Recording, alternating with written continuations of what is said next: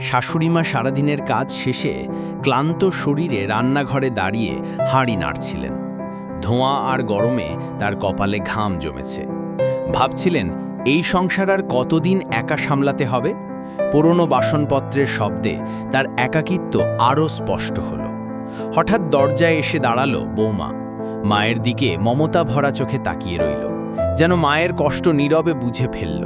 সে এগিয়ে এসে হাঁড়িটা আলতোভাবে নিল, মৃদু কণ্ঠে বলল, মা, আজ থেকে রান্নাঘরটা আমি সামলাবো, আপনি একটু বিশ্রাম নিন।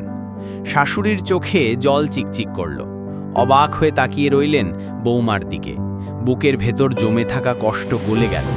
এরপর দুজন একসাথে রান্না করতে লাগলেন। হাসি, স্নেহ আর আনন্দে ভরে উঠল রান্নাঘর, যেন বহুদিনের শূন্যতা মিলিয়ে গেল।